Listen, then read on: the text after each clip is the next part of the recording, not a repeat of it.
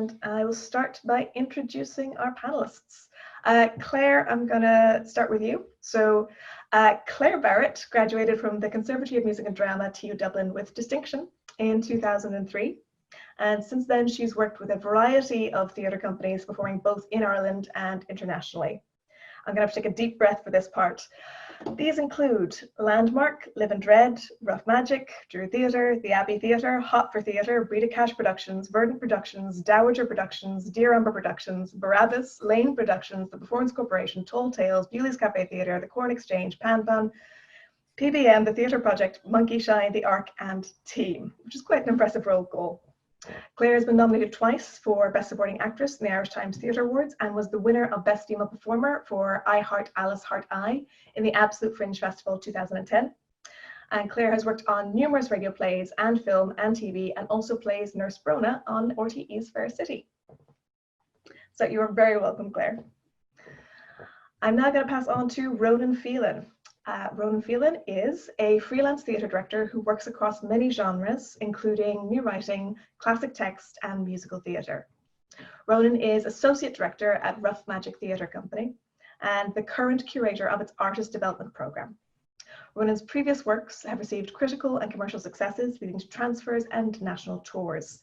He is an alumni of the Rough Magic Seeds program from 2012 to 2013 and was subsequently appointed resident assistant director at the Abbey Theatre from 2014 to 2016.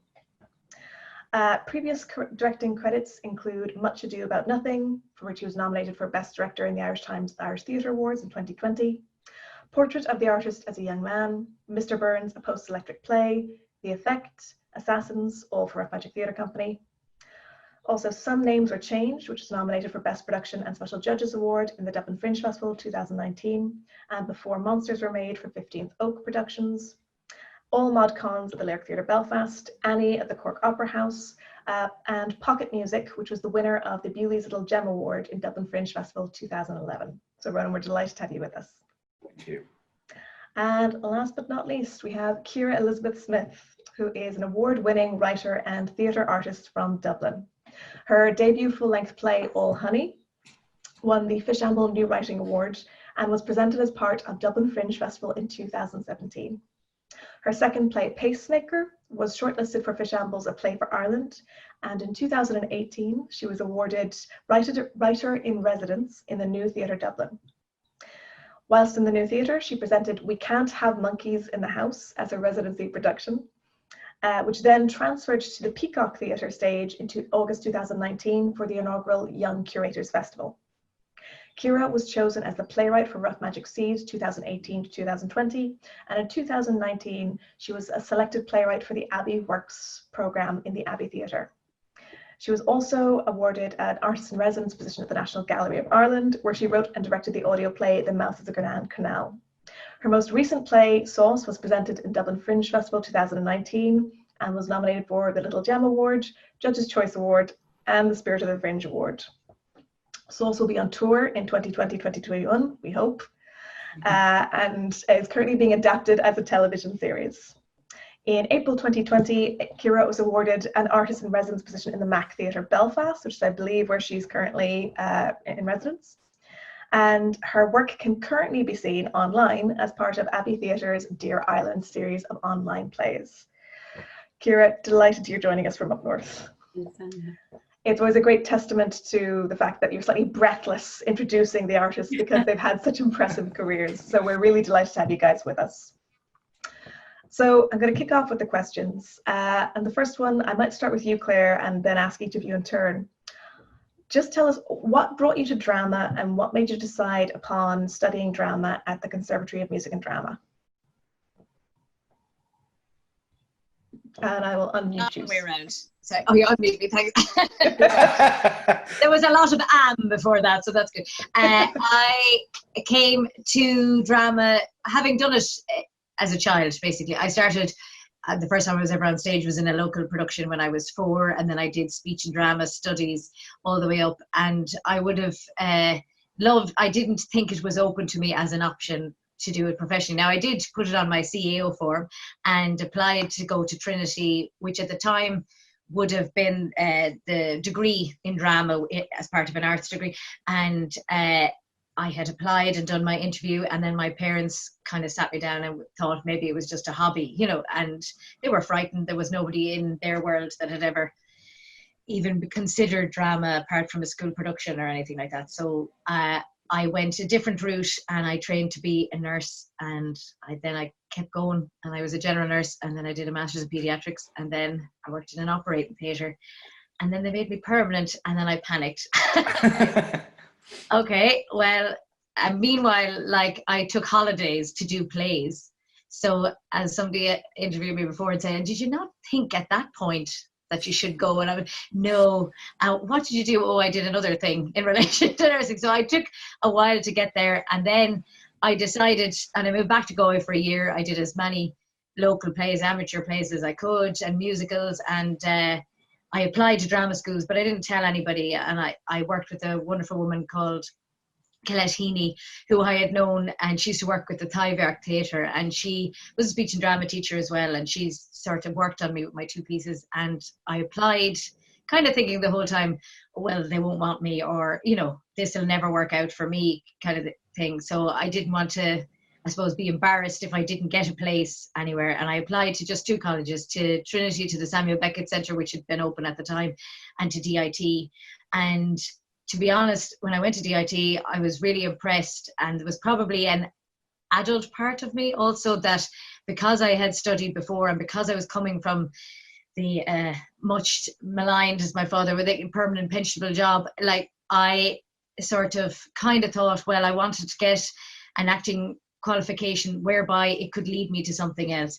If I wasn't somebody who this was going to work out for, I think I probably had that slight bit of maturity to kind of go, okay, well, I need something to justify giving up a job. I need to make sure that when I finish this qualification that I will have something to fall back on, if you will, like, or to go further with, if academia was the route that I was going to go, if the practical didn't work out for me. And I felt that the Conservatory offered both of those things to me. So they were very warm, and it was fantastic. I met, there was 2 people at my audition, and I, like, sweating profusely on the train from Galway, came up and performed, and heard within a couple of days, and never looked back. I absolutely delighted with it. Yeah.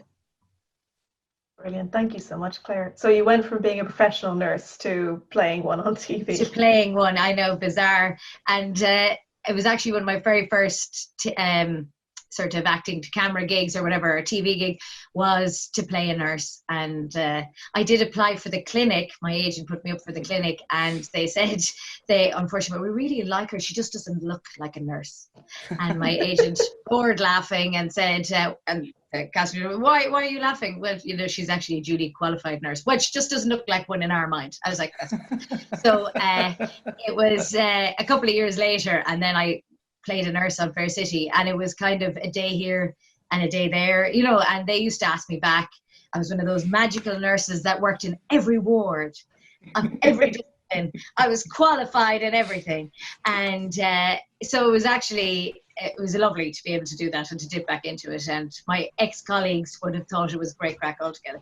And then in 2015, I played Brona for what was supposed to be 2 weeks and ended up being kind of 7 or 8 weeks. And then that character people really liked. So this is the first year that I've gone back to do that, and had only really started kind of being a full-time character for about 4 weeks when the lockdown happened. Like, so hopefully that can continue when we finish. Like, so it is, yeah. Fingers crossed, there's more nursing. Yeah.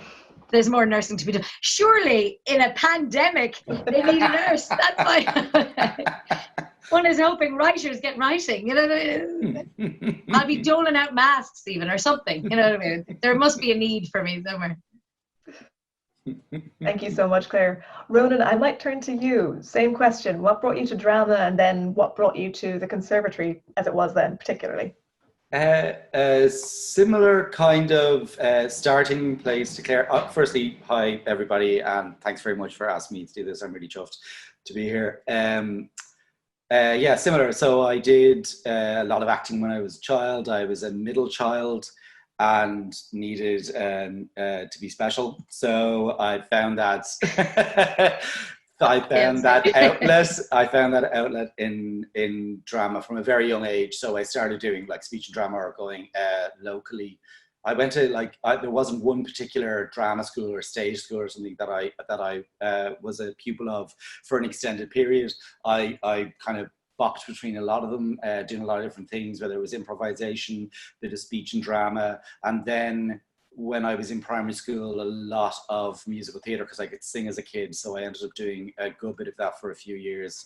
And so when it came to leaving cert and making my choices, a bit of a similar situation to Clare in that I wanted to do drama, but I didn't come from a background that in which anybody was involved with the arts. A lot of very careful decisions had been made around jobs and people's careers, and so I felt a bit of a responsibility to follow that path, and I went to UCD to study arts.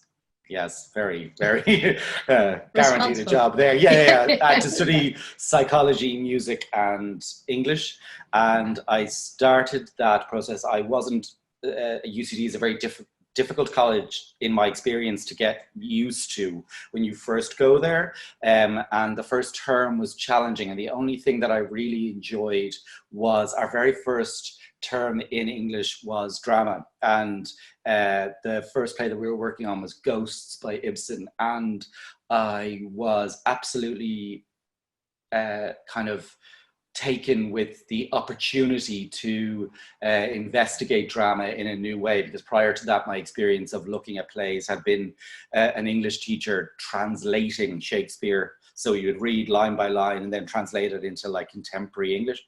Anyway, so the opportunity to unlock drama in that way was really powerful for me, and then the prospect of moving on to medieval English was less so. So I dropped out of UCD, having made the decision that I would go back and do drama. I went to live in London for about 9 months, did all my CAO applications again, and then applied for all the drama schools. And the reason I ended up in DIT is because I had the best experience of all of those schools in terms of my interview and the audition, I suppose, process. Both there was a very warm collegiate feel immediately from DIT. It felt like a place that was reaching out rather than standing back and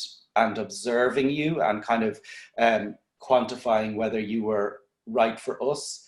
And that felt very available. And warm is the best word that I can think of. I really enjoyed the audition as well. We did a lot of movement work and kind of more abstract games, which really interested me. And then you had to do the terrifying monologue bit, but I only had to do one of them. Didn't have to do the second one, so that was great. So the whole experience had been really positive. I kind of skipped out of the place at the end. So when I got different options of where I could go, my gut was DIT. Okay, so it came from a very much a feeling that you could have a relationship with this place. Yes, yes, and that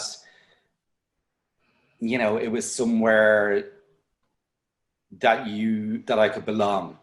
I mean, let's not get into that, but yes, probably that's probably the feeling. That's probably the feeling that it reminds me of. That's lovely. Thank you, Ronan. And Ciara, for you, same question. Why drama, and why, as it was then, DIT? Do you know, it's really surprising. I almost have the exact same story as both of the, I mean, not as admirably as Clare. I'm not a nurse. I did no good in the world. But I applied for DIT when I was leaving school, and I always wanted to do drama. There was kind of never a question in my mind since I was quite young, because my grandmother was an actress and she could never pursue it because they needed her wage at home. So she had said to me when I was quite young, if you want to do it, you should do it. So I had always thought, brilliant, God, I'm off the hook for that one there. But when I actually came to choosing it for the CEO, and I did the audition, I had a very similar experience to Ronan actually in the audition, and I was so happy to get it. But when push came to shove, I think I had lost my confidence a little bit with acting. And there had been some people who had talked me out of it, you know, get a proper job and then do acting on the side sort of thing. So I actually went to UCD as well and did English psychology and film for a year. I didn't know you did that, Ronan, but I did it. I didn't have film back in my day. Yeah. But yeah, and I found it very difficult to find my place in UCD, and I kind of knew straight away that wasn't the right place for me. So I did a year there, and then I left, and my confidence was still kind of knocked. I don't know, I think something had happened when I was about 18, you know, hormones or something, that I just was like, I'm not really cut out for this. But I ended up leaving UCD, and I did 2 years in Bray College of Further Education. It was the best thing I did, because it definitely helped me to get my confidence back, and enough to contact DIT and say, can I audition again? So I auditioned twice for DIT, a couple of years apart, and they let me in again, the fools. And I mean, I had actually auditioned a couple of places the second time as well. So I think UCC, Trinity and DIT, I'd been accepted to, but there was no contest for DIT. Again, same kind of experience as Ronan. I didn't feel like I'd need to fight.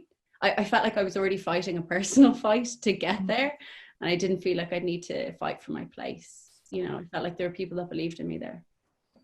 Okay. Yeah. All right. So was the audition process any, did you feel a bit more kind of prepared for what it would be like going into it a second time around? Yeah, I did. But I did have to go to a meeting with the lecturers to justify why I should come back, which I think was a really good thing, because then I had to articulate it to myself as well.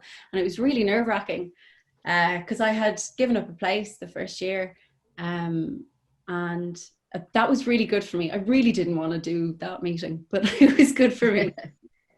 Okay, so kind of being asked to advocate for your own career and your own kind of like why you wanted DIT kind of helped you kind of find that professional articulacy about why.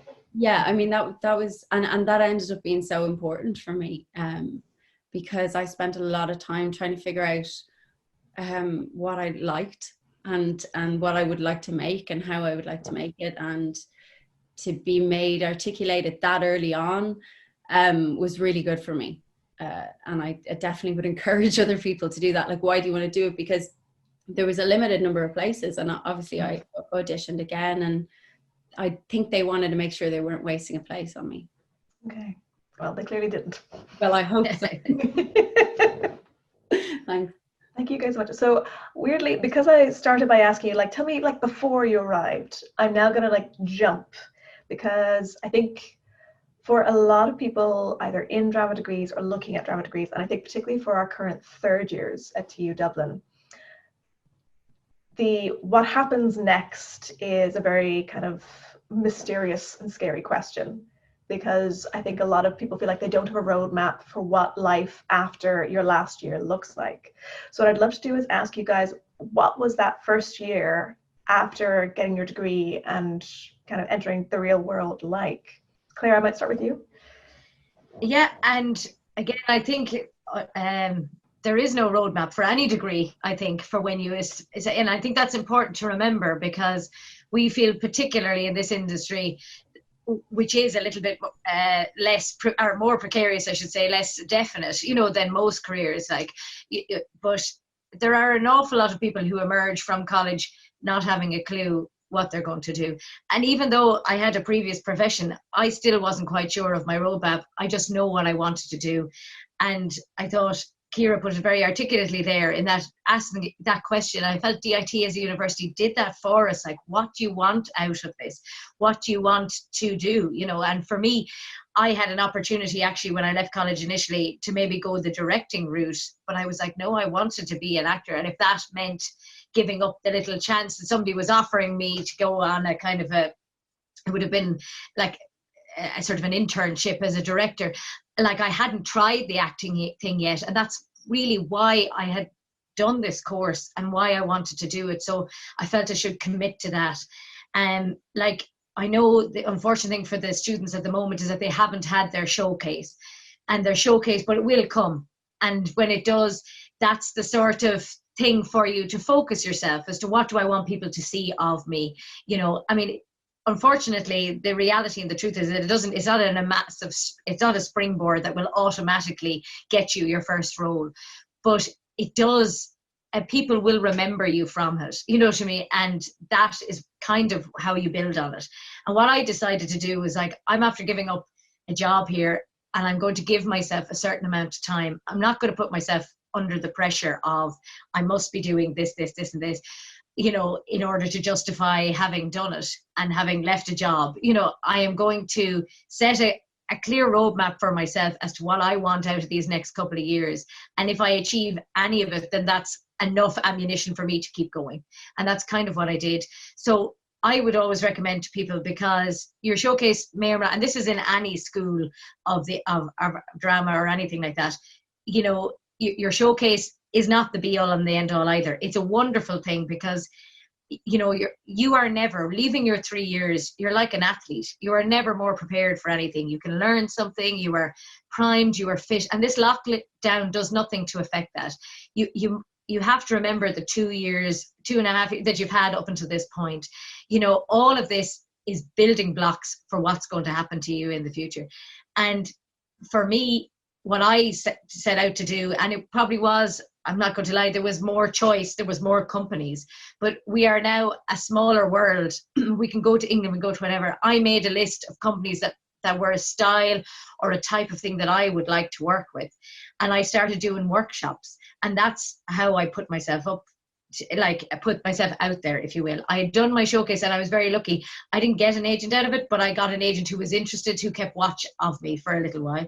And then I had got invited to my first workshop, and that's how I started at it. And in the workshops, you meet other professionals. Everybody there was way more experienced than me, but I was open and enthusiastic and learned so much from it. And people took me aside and kind of was like, oh, if you're new, you know, kind of thing, here's my email, here's my phone number. I really felt entered into a community, and through workshops is how I kind of made friends within the industry who sort of pointed me in a direction. You know what, I know somebody else is doing a workshop or they're doing a play reading. I think you'd be great in recommending. And Ireland is small enough that can happen. So for me, I feel like that's a kind of a focus for your first 6 months, definitely, you know, and until you get your first job. Some people will be lucky, they might get a job much quicker than that. But for me, that's what I did. I met so many people, and I started to feel like going to a workshop like that makes you feel valid. I suffered from a terrible thing of, I'm a nurse pretending to be an actor.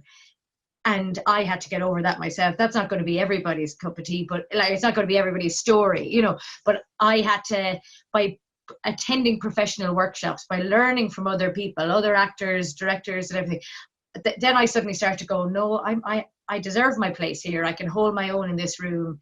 I don't have the experience on stage yet, but I understand where you're coming from with this particular style. I can master this particular thing. And then there was things that I didn't, and I go, okay, well, that rules that one out for me. This is not my role to go for, you know. But I felt that was a way of putting myself out there and being seen by people without having to be actively on a stage. And I whether that's right or wrong, I think it's kind of a good rule of thumb. You will never stop learning. So your first year out of college shouldn't be the be all and the end all. If I do not make it at the end of this year, then that's it, that's my career over, because it's a very slow process. Like, you know, so you have to go easy on yourself and not be so hard on yourself and go, I have a certain amount of goals that I would like to do. This would be this, this, this, and this, and I'm going to achieve those. And then I think if you're open to it and enthusiastic, and like, as I said, like open to the world around you and to the different styles and the different techniques of people around you, and people will remember that and sort of say, actually, we really enjoyed working with that person. Let's bring them in for an audition. Let's see what happens. And that's kind of what did happen. And I ended up getting a play with Team Theatre Company then, which was unfortunately not in existence anymore. But it was a great learning ground for me. And there was 4 of us on tour for 6 months doing 2 shows a day, from the back of a van. But, and it was a massive learning curve, but it was fantastic. And suddenly you were doing what you always wanted to do and, getting paid for it. And it was your first foot in the door of a professional theatre company. And then from there, things build, but I think we put a terrible amount of pressure on ourselves as actors, that we have to come out of the gates running, and we are now in unprecedented times where nobody can come out of the gate running. So take this time to set, I think, realistic expectations for yourself, realistic goals. Don't be so hard on yourself and go, this is not over, where everybody in this industry is in the same boat. And going forward, what can I do for myself to help me? And I don't know if I'm going off the point, but it's just I think that if somebody had come around and said that to me, I'd have been really grateful to say, take it easy on yourself. You don't have to make it by Christmas, or you don't have to be seen or in a play by Christmas, because it may or may not happen. And what it was I had got my first job by Christmas, which started the following year. And there will be somebody else who'll get a job straight out and will start in September, or start in the festival, might be getting play in the Go Yards, you know what I mean, or something, or in the thing, and they will have a quicker journey. But I think that was the route for me, is learning and meeting other people, and people that you will eventually be cast with in a play, and they'll say, oh, I remember you, coming from this workshop or whatever, building yourself up from that. Thank you so much, Claire.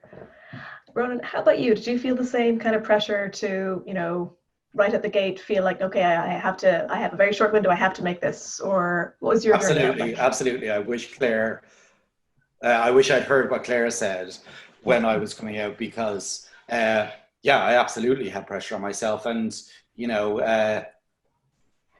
your experience of time is relative. So at the time I was like, I'm ready to make all of the changes to change the world. So why can't I get started? I had a strange first year. I had a very long path to getting to the point where I actually was directing. It took a good few years, 7 years after I'd graduated, before I directed my first play.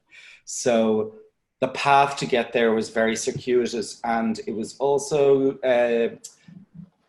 so much of it is tied up with your own personal development and where you are and your expectations for yourself. So I think it is a really good point and also you don't realize how long life is when you're 23 or 22. You just don't know.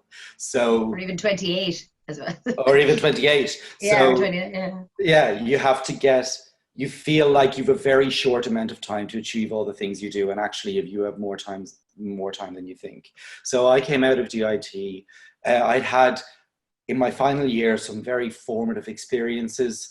I don't know whether the module remains, but we did a module in Modernism and Post-Modernism. As part of that, we devised a postmodern response to a particular text, which was, in the case of the group that I was working with, was a picture of Dorian Gray, which we kind of did a postmodern reinterpretation of that text. And then working on the showcase, which I did with another person, so we did it as a pair, the creation of that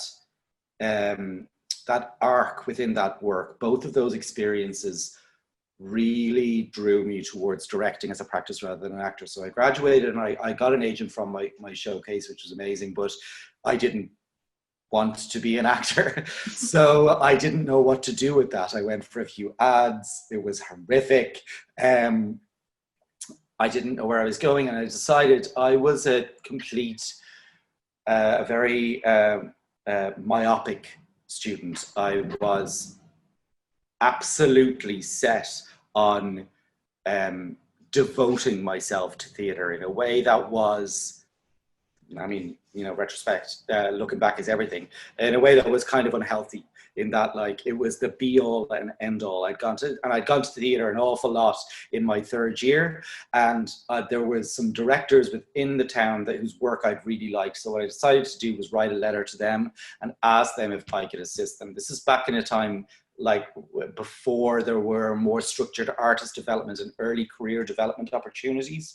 And one of those responded, a theatre company which is now no longer with us after the great cull of 2008, 2009, which is Calypso Theatre Company, which was like a socially minded theatre company. And I had done my dissertation in legislative theatre, Augusto Boal. So I was drawn to the kind of direct relationship between theatre and social change.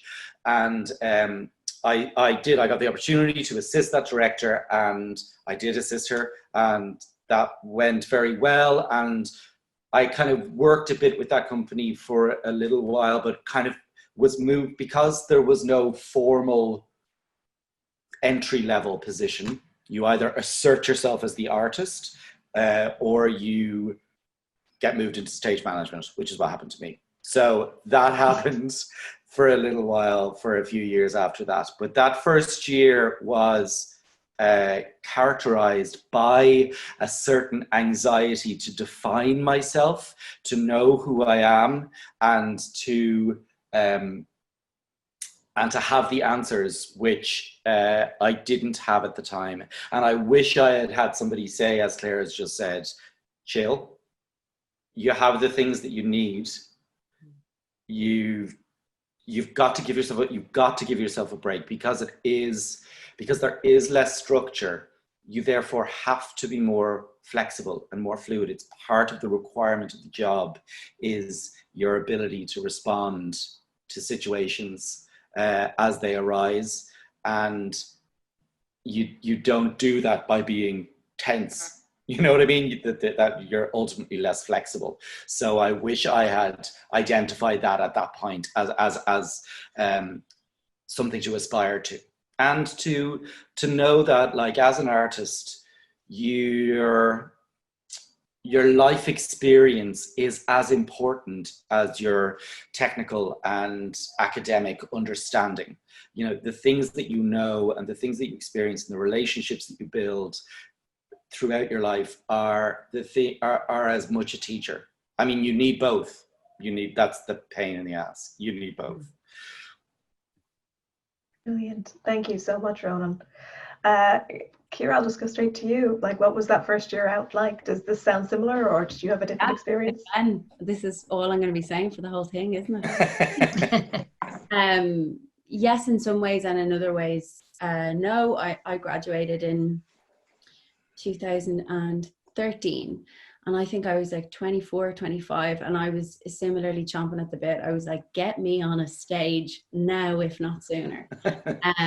And I made a lot of mistakes in college, in DIT. I messed up a lot, which was great in the end. I mean, I was probably a pain to some of the lecturers, but it was really good in the end, because I feel like I figured out what I liked and what I wanted to do in college.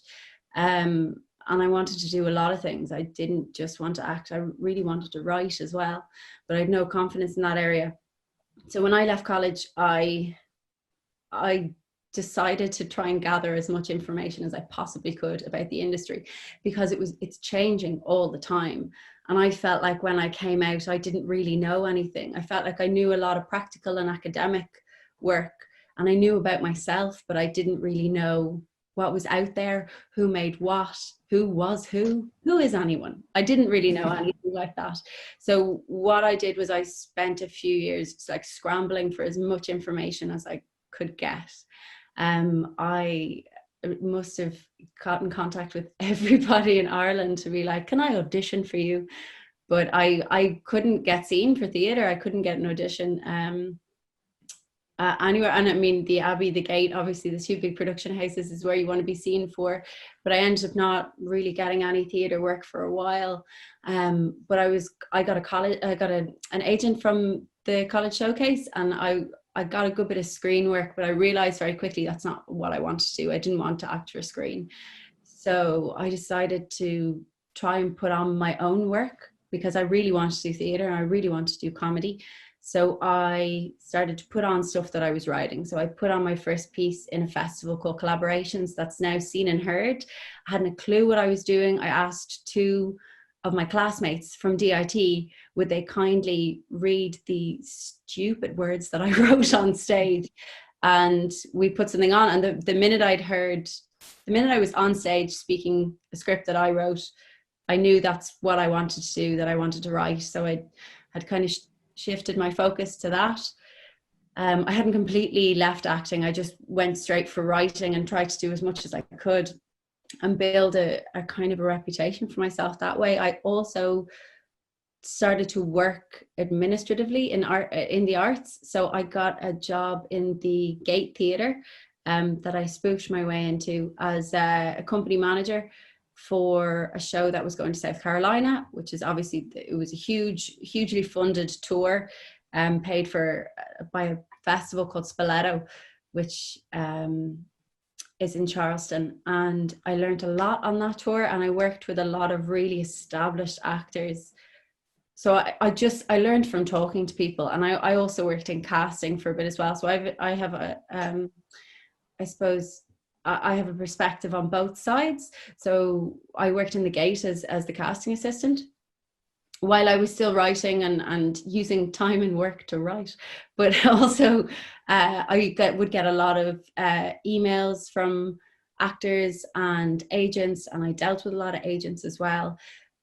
And that gave me a really good perspective. I know this probably doesn't sound like it, but it gave me a really good perspective on how the industry worked and how to like create your own production.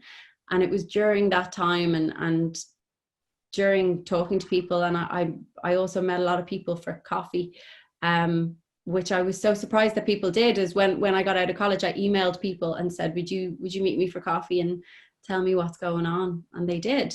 Like really established people that really didn't need to meet me did. I think there's a lot of generosity in the industry. And it, you know, the likelihood is that everyone's been in your position. So if you need advice or information, people are very willing to give it. People are very, very willing to give their time. So, I mean, I suppose that's a roundabout way of giving a bit of advice there. But I found it very hard when I got out of college. And as the same as Ronan, it did take me a long time to figure out where I wanted to put my energy and what I wanted to do and make. Yeah, just if I could just add to that, because I think that, I mean, I'm thinking about it now, listening to Ciara, and even words like spoof, where spoof your way into a thing, or even, I mean, I totally admire the chutzpah of like, I'll go to collaborations, I'll make that work. There was a reverence in which I held theatre at the time that I came out of college, you know, in which precluded failure for me. So the thing that stopped me from doing a thing was the idea that I couldn't do it and that I wouldn't know who I was if I couldn't. Do you know what I mean? So if I try and I fail, then I don't know who I am. So I won't try. So, do you know what I mean? Because then at least I retain some sense of myself. And I would encourage people to be more cavalier. I was told something by a lecturer at DIT. And even when I was told it, I was told that I wouldn't understand it, which is infuriating when you think you know everything, as I did. And I was told that that theatre has to mean everything and nothing to you at the same time. And it is like my work, the work of my life to really achieve that sort of balance.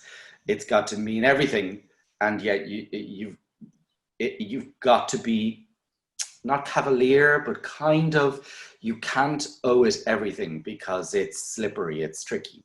It's a tricky one.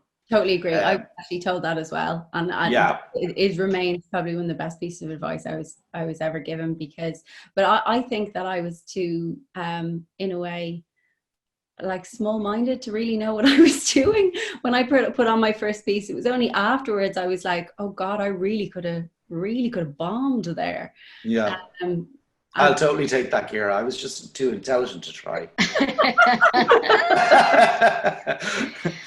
I am more on the side of Ciara now. This thing of like, you limit yourself as to what you think you can do or what you will be good at. And when you surprise yourself at what you're good at, that's the learning. You know, that's the revelation like that. But you don't get it immediately.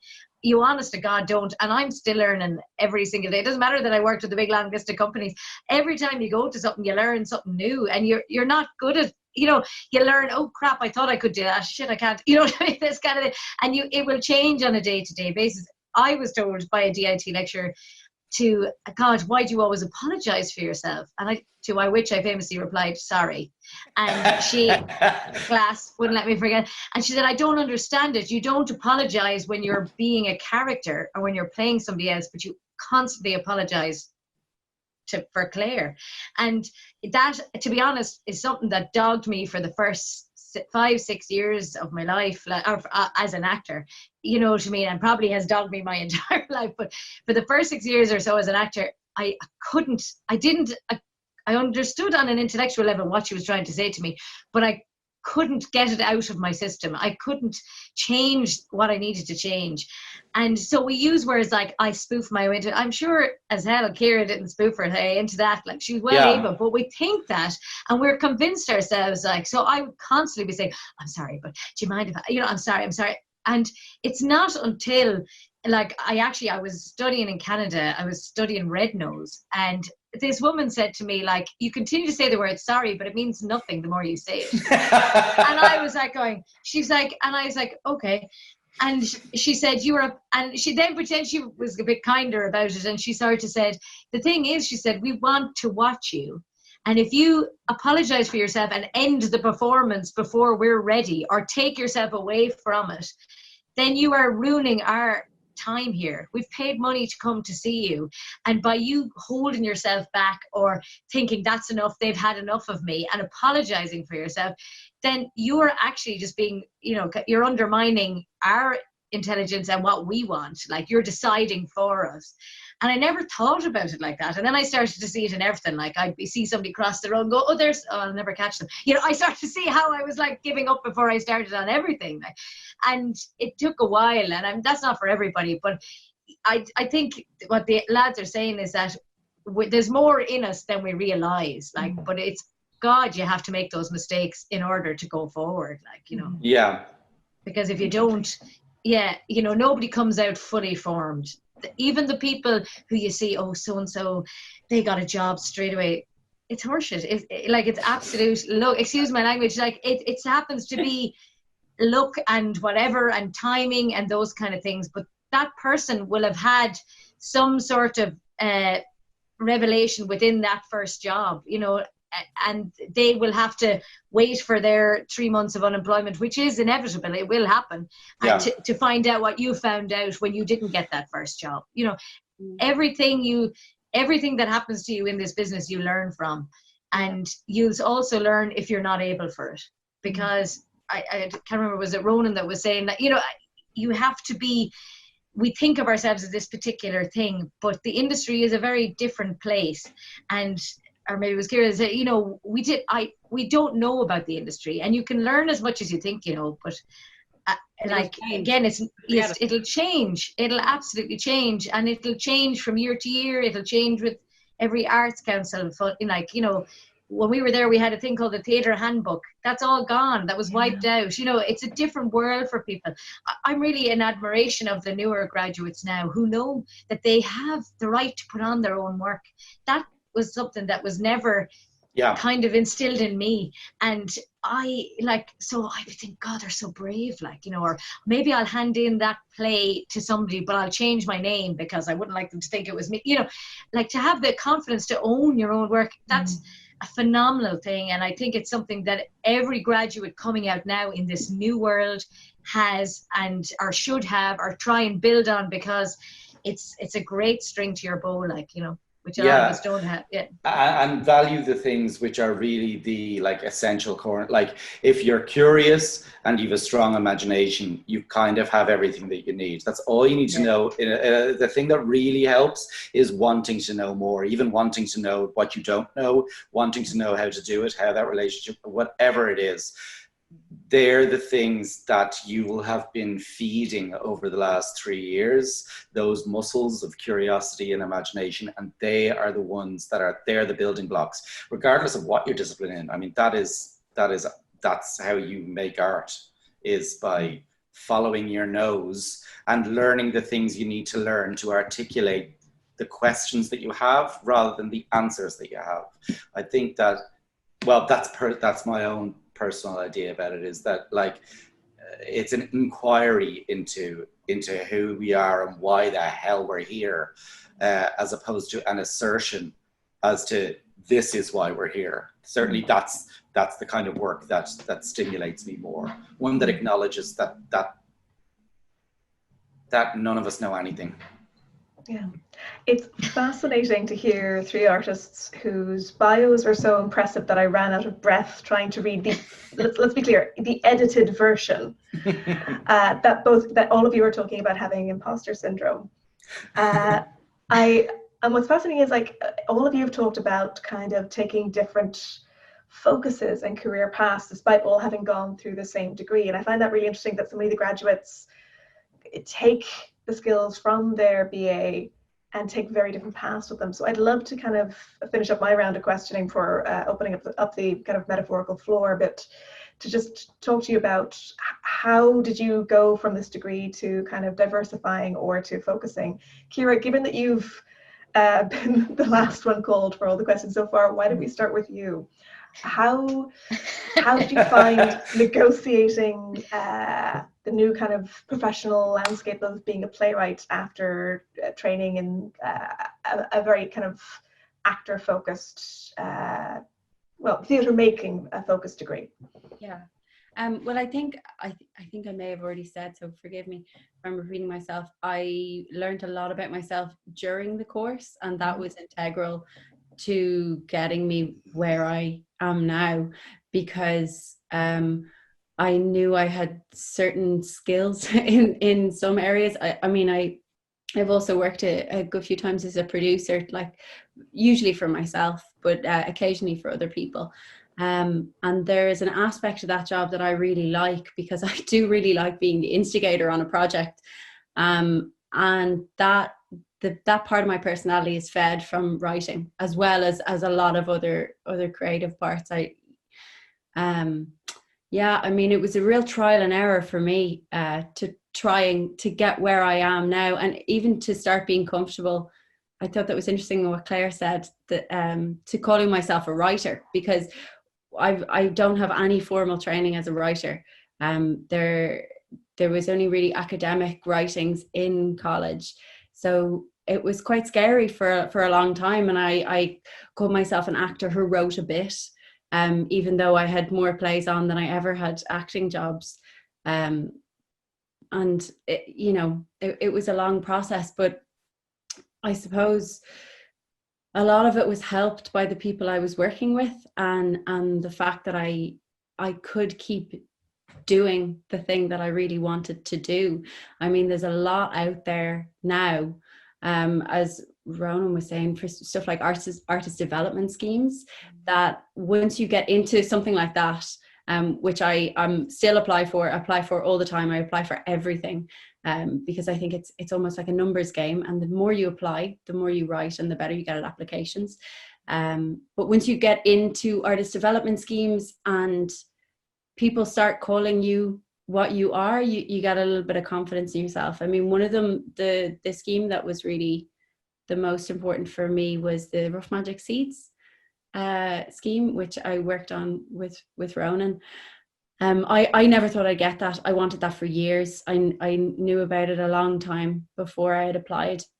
I had applied 1 year, didn't get an interview, but I had just written one short play, and then I just kept writing, and I applied again, and I managed to get an interview, and I kind of couldn't believe it at the time. And it was even getting the interview, I was like, okay, I really have to take myself seriously now. So I know it was kind of a strange journey to taking myself seriously. And once I did, it felt like for me that things started falling into place. So once I started taking myself seriously as a writer and really started to focus on it, I felt like that's what people knew me as. I mean, was a really strange concept for me as well. Like once I started calling myself a writer, people were like, oh, Ciara writes, and then I got more work through that. Do you know that kind of way? I may have gone a roundabout way of answering that question there, but I hope it does. No, that's perfect. Thank you so much. And Clare, for you, having kind of the dual perspective of having worked as a nurse and then coming into acting, I suppose a differently phrased question, how did you said you had in your first year or two out, you had goals for yourself. How did you focus on, given that so much of working as an actor is kind of difficult to predict and freelance and variable, how did you plan for kind of what you wanted from your career? How did I plan for it? Well, I sort of had said, again, it's about ownership of what you are. I think Ciara nailed that on the head. So for a long time, say I had friends and family members who, if they heard me introduce myself or say that I was an actor, they'd be, because they had never known me as that, and I had never known myself as that. So I started actually not, for a long time, I never said what I did, you know what I mean? So there would be friends who'd still kind of go, Claire's a nerd, she does some acting, and they didn't know how to explain me. So it took me a while to be able to explain myself. And once I could explain myself what I was, you know what I mean, and not apologize for it, there it is again, then I felt I moved forward in my life. So you can set as many goals as you want, but if you continue to apologize for yourself, you're never going to progress, and that was a bit of a learning curve. And in those 2 years, they actually flew. And again, it was about applications. It was a different thing. There wasn't as much, you were very beholden to the company when I left, so you had to apply to different companies, work with different companies. That's why the workshop method worked. And like, I think Ciara mentioned it, talking to people. Every time you did a workshop, every time you did anything, you went to a play, you talked to other people, keep your interest up. I don't really, I don't agree with the people who say, oh, I work as an actor, but I don't go to theatre, or I don't go to see film, because you have to keep watching how it evolves, what people want from things. And I think you really have to love it. And maybe it's what Ronan said, if it becomes too much and you love it too much and it's all encompassing, then you can't, then you won't function either. So it's a very happy balance, a precarious balance perhaps. I find, and this is something that I learned in hindsight, I think because I was so new to the world and I had nobody in that world, I didn't suffer from what sometimes can happen when people come out of stage school. When they hear of everybody or coming out of a drama thing, they hear of other people's careers and you start comparing yourself. Comparison to me is the worst thing that you could do. Now, I've fallen foul of it, don't get me wrong, and I have, and even later in life, working with people who are younger than me, who seem to have their finger on the pulse, who know exactly who everybody is. I mean, Pete McDermott, your lecturer, I don't know if he remembers this, I literally knew nobody, so much so that I tried to invite somebody who had passed away to our showcase twice. Left a message on the day. So Twice? Yes, twice. I left a message and then I left another message. And this is horrific. This person was really like, know your industry, know who the people are. I know, you may laugh. I'm happy. There you are. I'm exposing all my foibles, so you don't. You know, but take the time, and as Ciara was saying, if you're going to write to somebody, take the time to measure down, or Ronan was saying it, like, who were the directors that he really admired? And you wrote to them. Blanket things, I think, while it seems like the only thing I can do, I must email everybody, I must email every agent. Don't do that, because I think it diminishes you, it dilutes you, and you don't want to work with somebody just for the sake of a job. Now, there are times when you do, like, and to be honest, that's another thing I would say to me. I say yes to everything, pretty much, like, you know, because I think you have to, because it'll always be an experience. It might be an experience that you say, I don't want that experience again, but you say yes to it and you enter into it. But what I did was, like, where I tried to sort of, as I said, focus my goals was, what do I think that I can achieve something in? Where do I think that I can feel? Now, it's not to not challenge myself. I have to challenge myself, because if I don't, then there's no point in it.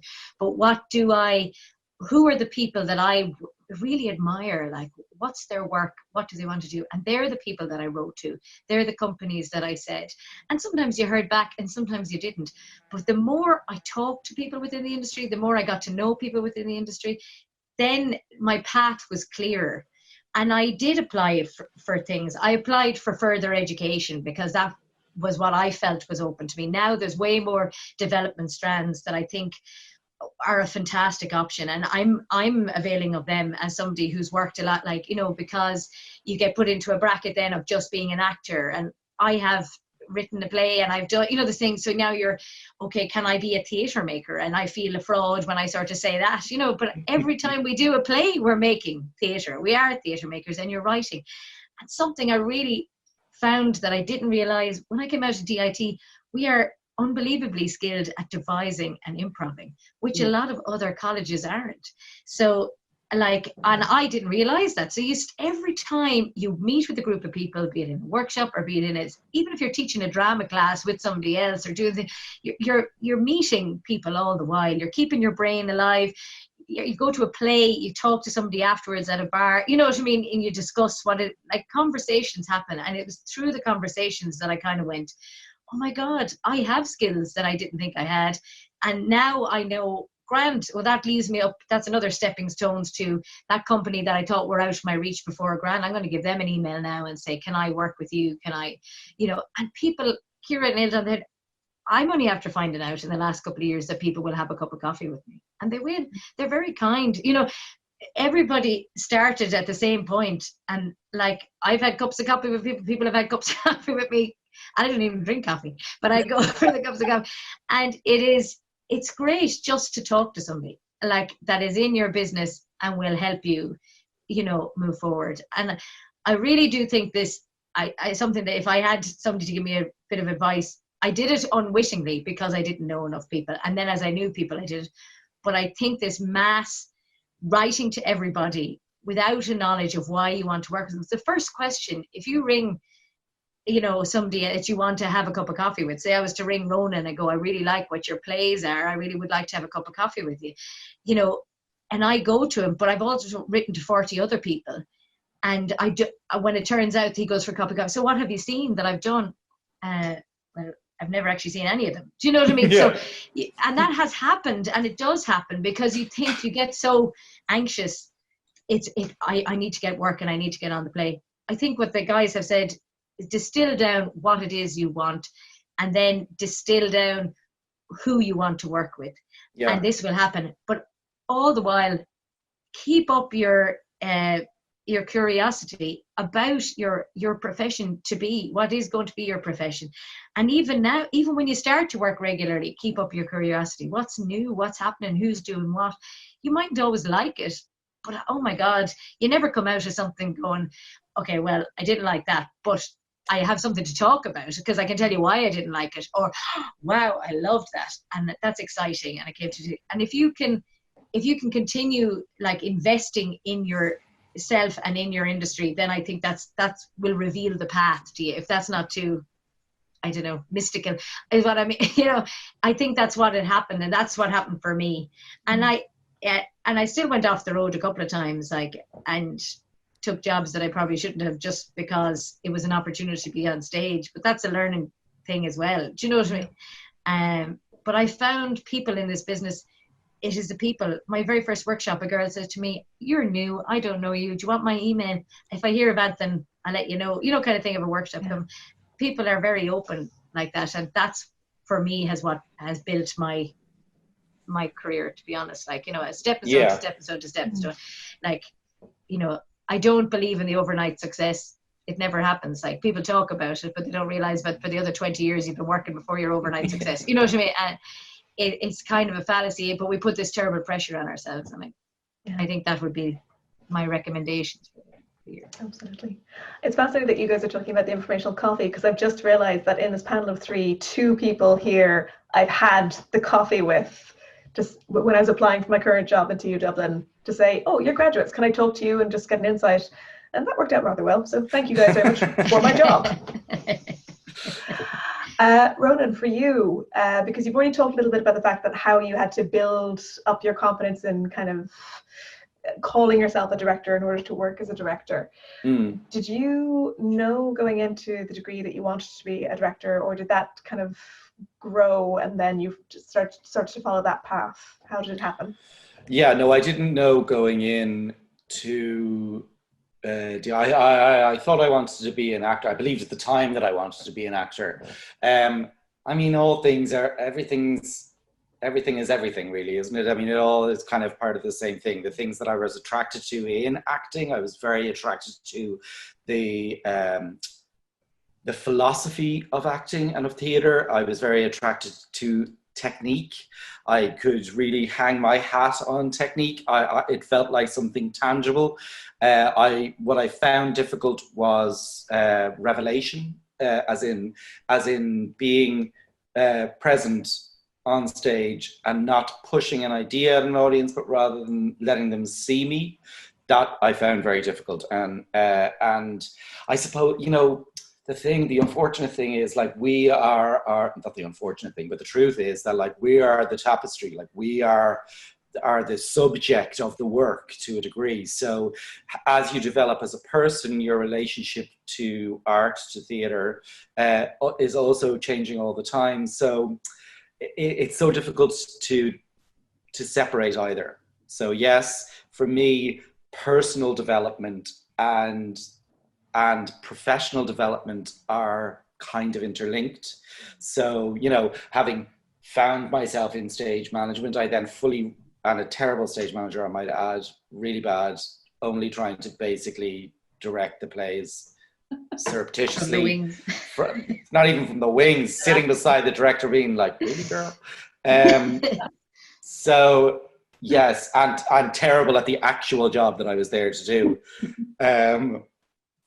I stopped doing that because I thought, look, the world is only ever going to see me the way that I let them see me. So I have to stop this, because it's so frustrating to be so close to the work and so far away from being engaged with it in the way that I want to be. So stop that. And then I had like 2 years of working in restaurants, partying, which I'd never done. I mean, like, you know, looked like kind of like actively socializing with lots of new people in lots of new situations that were kind of radically different to anything I had before.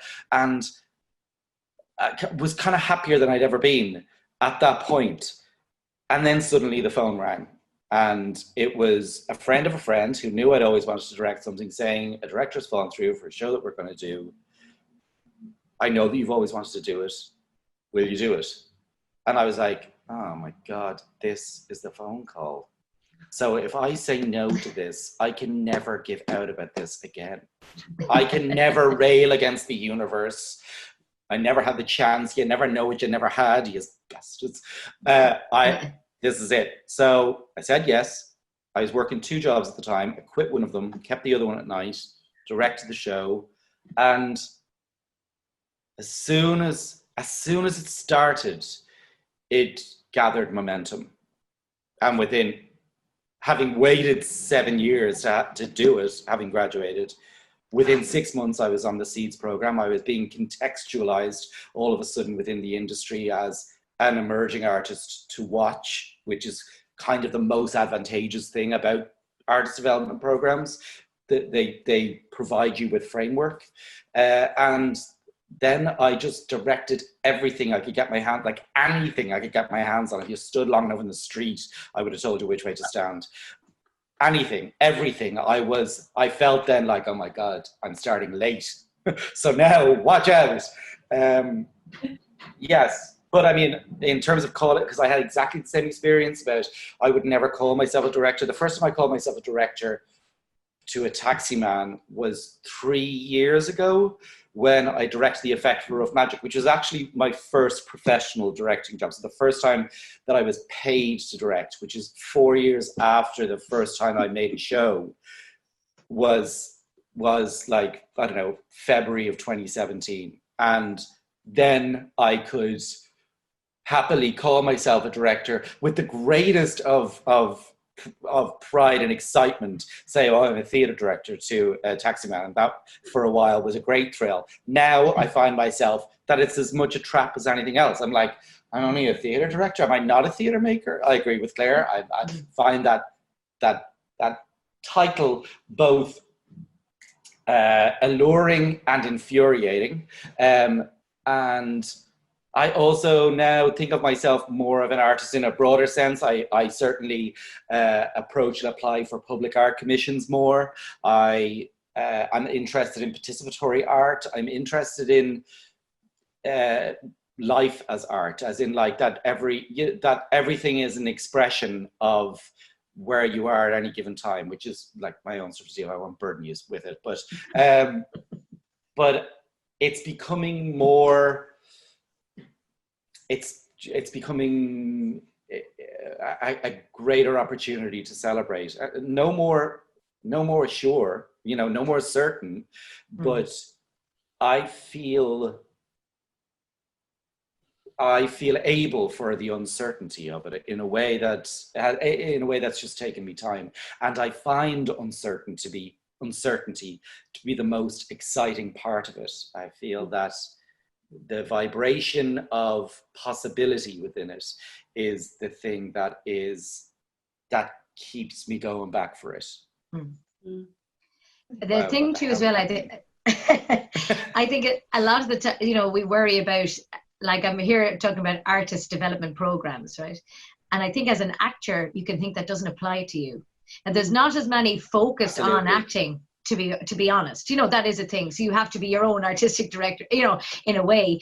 Like, that's why when you were saying about working with producers, Ciara, and stuff like that, you find once you start working in shows, you start watching what everybody else does, stage management thing, because when you leave college, you have to be all of those things. You have to be your own producer. You may have to be your own agent. You have to be all of those things. So, but I think what has changed is that, and what we have to instill in our actors graduating now, is that you are an artist and you're not just one thing. Because the industry, people will put you into a box, but don't put yourself in a box. Because if you start putting yourself in a box, then that's when it all it'll fall apart a little bit. Like, so if you can see yourself as an artist who can apply for a gap day, or or to a fringe program, to the duets, or to whatever, to take that chance and write your own piece. There are schemes out there that apply to you. You don't have to be the writer. Like, if you're not confident to say I'm a writer yet, or if you're not confident to say you're a director yet, there are programs there that will help you find those things out. Like, but don't limit yourself to, I've graduated and I am just an actor. I am everything. I mean, you have to be everything in this business. 100%. You have to work in the community, you have to drama in a social aspect. That's a huge thing, that you get out of DIT, actually, from the work that you've done. Maybe in your second year, we did a good bit of that. So you have all those strings to your bow, and you got to play that bow. You got to play everything until you settle on what is the one thing that you are. And even then, you can't just be one thing, but you can kind of, you can have something that is more prominent, let's just say. So, yes, my acting is more prominent than my other things, but, they're still all part of Clare the artist. God, and it gives you agency. I think that's really, really valuable. I also think that you're dead right, Clare, in terms of be specific about the people that you contact directly. I would agree with don't blanket them. I would like your taste is a really important marker for people. If you get in touch with somebody that you like their work and say, hey, I like your work, that is, when that has happened, when people have done that for me, I find it hugely rewarding, because you don't know, like, when you're making work, what are you going to go by their reviewers, so-called? You know, well, you know what I mean? Like, they're writing their blogs and they're having their opinions and they're pretty bitter that they're not making it themselves, and that's all fine. But if somebody who contacts you and says, your work speaks to me in a particular way, or I'm following it, that I would always engage with that person. Partially because I'd be so curious as to what they get out of it. And yes, exactly. And because they can see things in when you're making the thing, you're in the middle of it and you don't really know what it says to the other work that you've made. But I often find it fascinating, people who've seen several of the things that you've made and they're like, yeah, I could really see connections between all of that. Anyway, that's great. I do think that being specific, it also makes you like the artistic director or the curator of your own career. And to take on, to accept and embrace that agency, and that's not a sign of failure. That is actually your job. The things that you say yes to or no to, the people that you contact, the expressions of intent or curiosity are the work. They are the work. Yeah. And so be specific and know that you have choice. You have the choice. Yeah. And that's how you'll reveal yourself to yourself.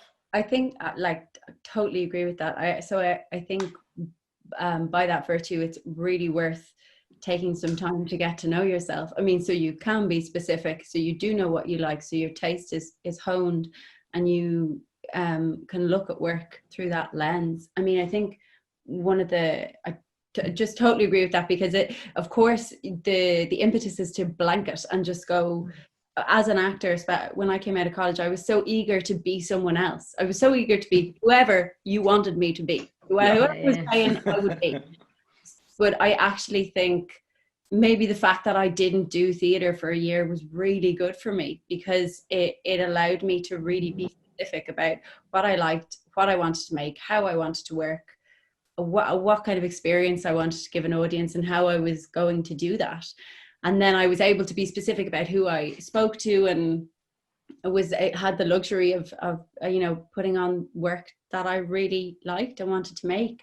But I think on a slightly different point, the biggest struggle for me out of college, and I meant to say this earlier, but it's just came back into my head, was kindness and patience. I found that I was extraordinarily hard on myself, and not just because I wasn't working, but maybe for not being good enough. I don't know what barometer I was using, but I was constantly at odds with myself for not being good enough, or not working hard enough, or working too hard, or and then as like an arm of that, I found it difficult at stages to be really kind towards other people in the industry, because there was I had some experiences where I didn't really know everyone's name, and I had a group of people say things to me like, "Oh, you don't know who that is?" Like, and you didn't know they were dead. I didn't know they were dead.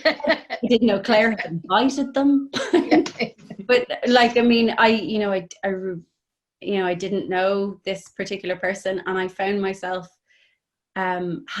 making a concerted effort to be kind towards the people that had said that to me, because at the end of the day, everyone's a freelancer.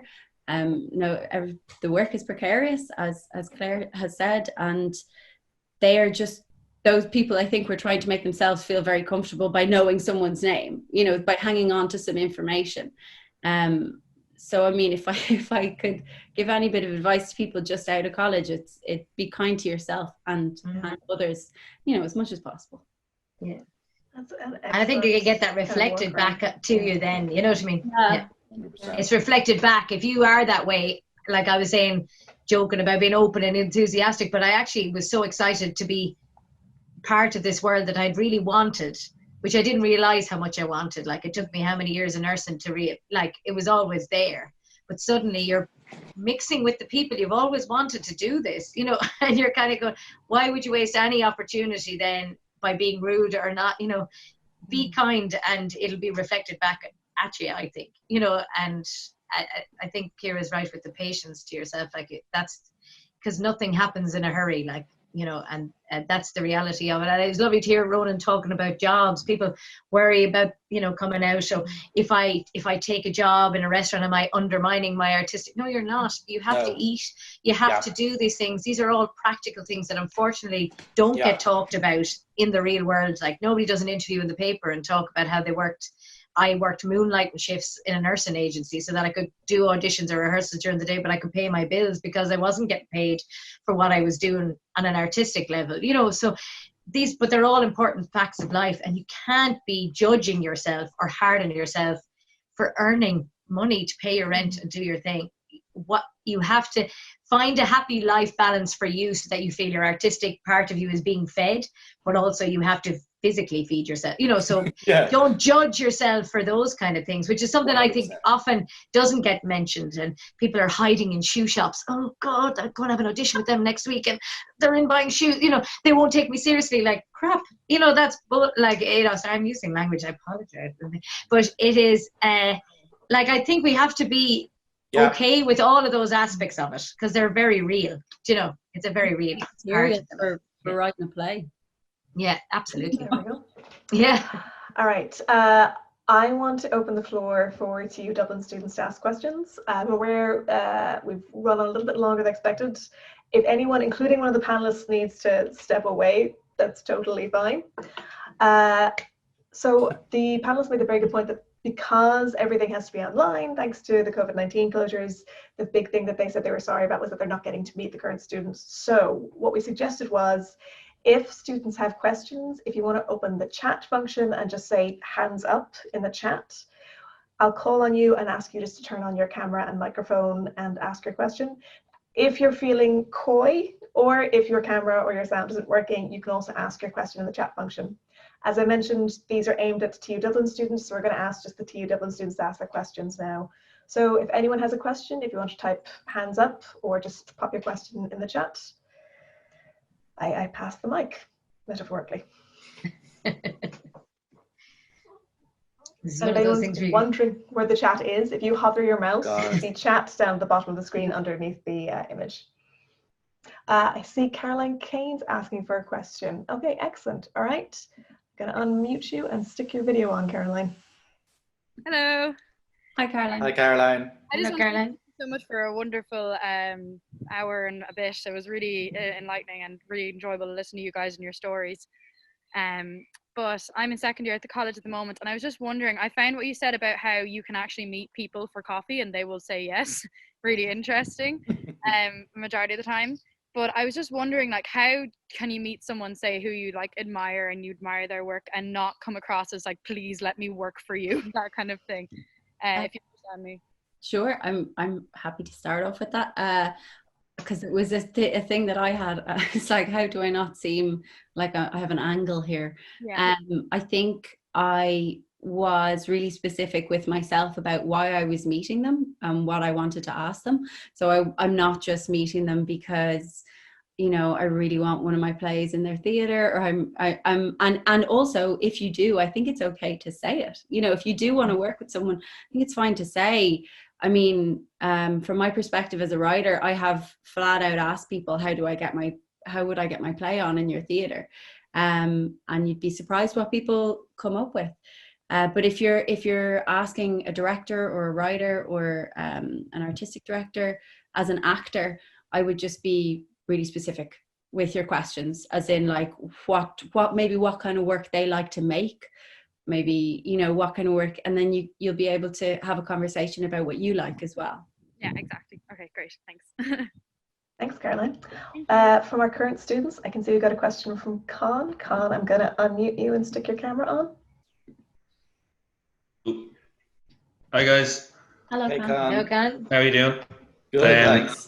Thank you so much for that. It was really reaffirming to hear from 3 past students who've been so successful that you come out the gate and just to relax, to chill out, to not be panicking. But with that, then given your advices to kind of just breathe for a second coming out of third year, would you say then it's better for graduating students, rather than just focus on one aspect of the work, like I'm just going to be an actor, or I'm just going to write, or I'm just going to facilitate, to kind of try broaden their net and just do all of it if they can?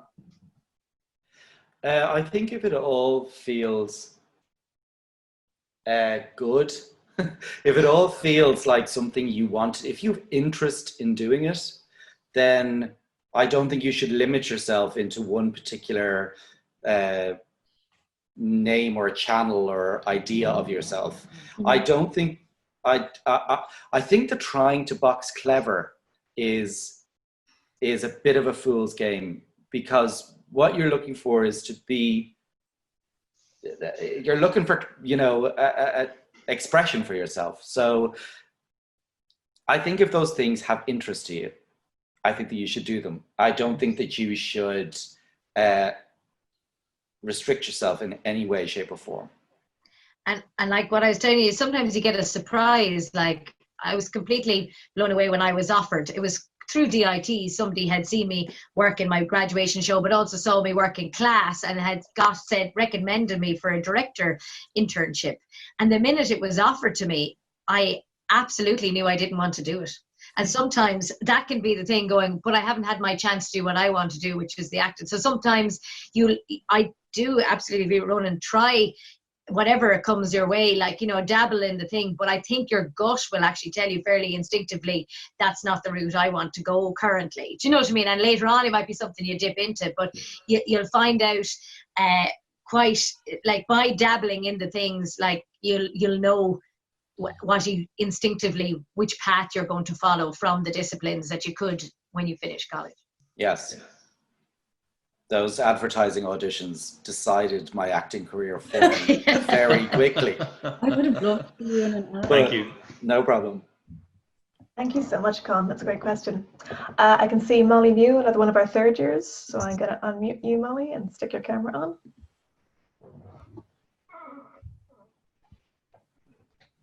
Hi, guys. Hi. Hi, Molly.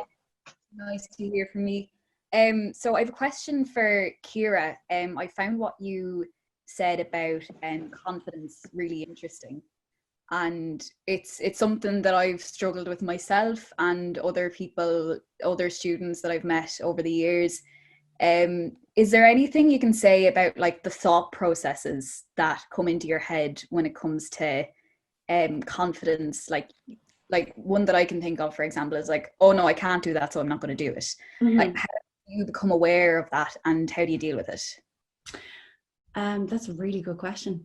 I mean, I'm not sure. It was very trial and error for me. I think what was the deciding factor in terms of my confidence was knocked when I was 18, and I was like, I'm not able for this. I'm not able to act. You know, I'm not able to do the thing I always wanted to do, and I tried to do something else, and I was very unhappy doing it. So, I mean that is probably not entirely helpful, but I think what I do is just keep trying and try and remind myself that not everybody sees what I make the way I do, and I try and make work I really like, and I try and tell myself every day that I'm not shit. I know that's but I mean, I still struggle with it now, definitely. I mean, I wrote something yesterday and I read back over today, and if I could have burned the computer, Molly, I would have, but that would have been a waste of money, so I didn't. I'm not sure if that's helpful. I mean, what worked for me was gathering information, going to see theatre, because the more I went to see theatre, the more I was like, oh cool, it's just people in a room. You know, it is just people in a room, and you can make mistakes, and making mistakes is the way to get something brilliant. Like, you kind of have to mess up. And one of the best actors I've ever worked with in a room was an actor who loved making mistakes, who was actually, it made them so excited to mess up. So instead of berating themselves, you know, when they did make a mistake, they lost a line, or they thought they didn't do something right, instead of going, God, I'm sorry, I shouldn't have done that, they were like, oh no, okay, I'll try it a different way. So there was, I mean, I suppose that person's perspective was if I mess up, it's an opportunity to find something better, you know? Whereas my perspective would have been, when I was younger, was like, you're terrible, go home and lie on the floor, which I don't do anymore. Yeah. Ronan, if you would like to. I was just going to say that, like, the things that are your raw materials are your mind and your body. You're working to try and think like somebody else, and and move like them, or embody them in some way. So I think generosity towards the character starts with generosity towards yourself. You are part of the great value of acting, if we're speaking about acting, is the fact that you are kind of, you can put yourselves into mindsets which are dangerous or extreme or whatever, which are other than your own. And that is a very important, valuable aspect of human behavior, that it is the root of empathy, which is compassion, which is which leads us to compromise and an ability to live and work together.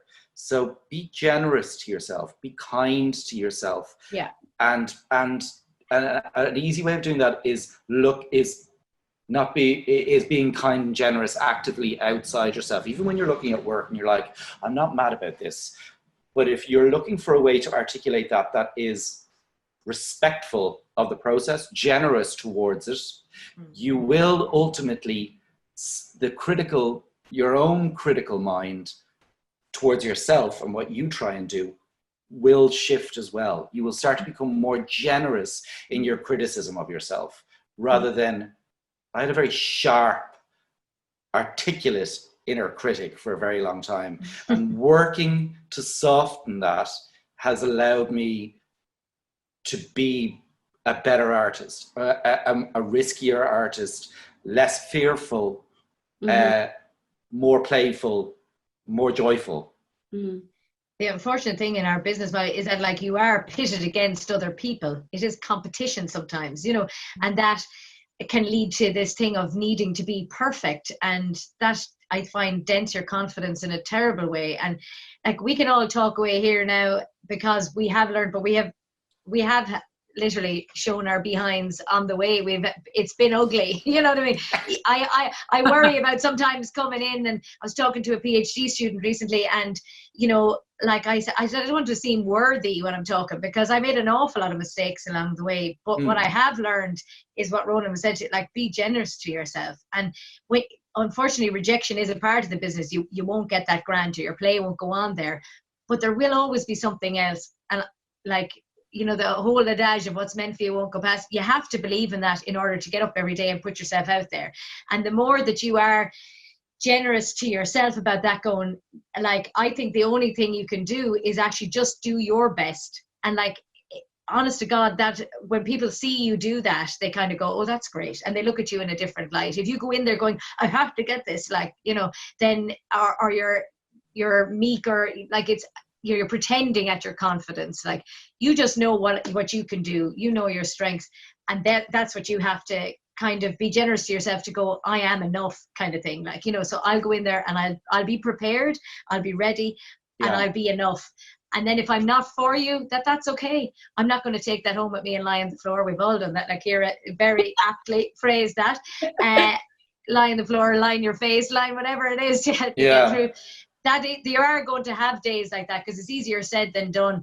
But there will come a point where you will actually go to yourself, no, I did the best that I could do, but I wasn't for them today. That's fine. You know, and walk away from it.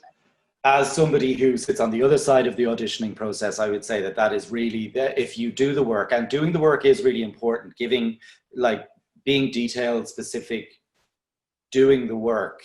It helps with your confidence as well. Yes, allows you to be confident. And then it's out of your hands. I mean, your job as an actor when you go for an audition is to make it really hard for them not to cast you. So even if you are not how they imagined a particular person, if you do a good audition, a brilliant result from that audition is like, oh my God, I'd never imagined the person like that, but God, that went really well, didn't it? And suddenly you can shift people's perception of what a character can be. So if you do as best you can, that's all your responsibility is. You're not responsible for their taste. You're not responsible that the other actor that they've already cast is 6'3" and it'll look really weird if like one's real tall. Like, those sort of boring things get in the way. They get in the way. So accept that they do the best that you can do on a given day, and then go and sit in a park, have a coffee, read a book, and leave the rest of it to the other people, you know? Cool. Thank you so much, guys, for answering my question. No problem, Molly. Thanks, Molly. We are now significantly past time. So for the panelists, I know we've got a few hands up from other students and from other guests. Do you guys need to? No, I'm happy to. Yeah. Thank you. Okay, brilliant. Thank you so much. That's really generous. Okay. Another thing we learned at DIT, how to talk. Beautiful prosody. All right, I'm gonna call on, so the next person in line is one of our first years, Gillian. So Gillian, I'm gonna unmute you, and if you want to put on your camera. Hi guys. Hi Gillian. Hi Gillian. Thank you so much. That was such a brilliant, so much advice there, honestly. Like, it was just brilliant. Yeah, I guess like Tanya said, I'm in first year, and I even though like I'm at the like bottom of the process, I do recognize a lot of what you guys said, in that like worrying and like wondering about jobs, and like, oh, as soon as you graduate, are you going to have a job, like that sort of thing. And I was just wondering, because you mentioned a few of the like theatre companies you started out with, they aren't together anymore, and I was wondering, do you think there's big differences between the way the theatre industry was like at the time that you were graduating and starting out in your careers, and the way that the theatre industry is now in 2020? But I think it's vastly changed, you know, and we'll have to wait and see, Gillian, whether that'll start to turn back on itself again, you know, because it has changed, it's altered, but it had altered by the time we were leaving. It had altered from the previous sort of 3 or 4 years before that, you know, like the 80s had a certain vibe, then the 90s, then the 2000s, you know, and this is our new world. And the thing is, what I was talking about, unfortunately, when you leave college now, you have to know how to be a producer, a writer, an application filler, you know, which was never part of the agenda kind of thing, or certainly wasn't anything part of my training, you know. But I think what Ciara was saying, like, you get better at it, you know what I mean? And this is our new reality. It's also like even something as simple as self-tapes. Nobody self-taped when I was leaving college, it was never a thing. You know, now you have to become skilled in that. It seems a little overwhelming, you know, but it isn't, because you have this time now to get it. You know, it was a slap in the face for a lot of people, still is for older actors trying to get a handle on some of the newer changes, you know, that but you are coming out to a world where you know that this is in existence. It is the new way, and I think that's a great thing to have these 2 years ahead of you. You know, you can keep an eye on that. It will change again, you know, where economic recessions and stuff like that, between funding, that will change it again. But it's nothing to be scared of. I think it's just a gear change as to how we have to deal with it. Would I like it to not be that way? I would like that we didn't have to worry. I think there's really good producers who are brilliant, and they should be allowed to do their job, you know, as opposed to us let us do our job, I think. But you will make friends along the way who are just starting out as well, you know, and that's where the lovely fusion happens. You can see it in theatre companies like Ciara is working with. You know, you have people who are new producers and you're starting off together on the same track, and these are the new exciting companies to watch now, the people who started from scratch with a new producer, a new writer, a new whatever, and they're building companies, and they're going to build and build, and they're going to be the new companies for you when you're leaving. And, you know, so the world is cyclical, the industry is cyclical. Whether I agree with it or don't agree with it, it's the way it is, and we're just going to have to move with it. But I think it's exciting, like, in another way, you know, there is this possibility now, you know. So do I. I actually was going to say exactly that. Was on the flip side, it is even different from when I came out 7 years ago, like quite different. But on the other side of that, it's so exciting because it means there are like everything's possible in a way. 100%. In a way that like I feel very comfortable with. I mean, I've obviously been working a good few years, but I feel like if you really want to put on this play, you can do it. Things are really tangible now, as long as you know the right people to talk to. Like, you really want to like put on a play, you want to write a play, you want to be a director. There's a lot of opportunity out there if you just talk to people and go see shows and yeah, don't be afraid to ask people for advice. But it is a bit scary, and I would love like a wage once in a while. But I think I do think there are a lot of possibilities. There's a lot of really cool stuff that we can do. Fantastic. Thanks so much. Thanks, Gillian.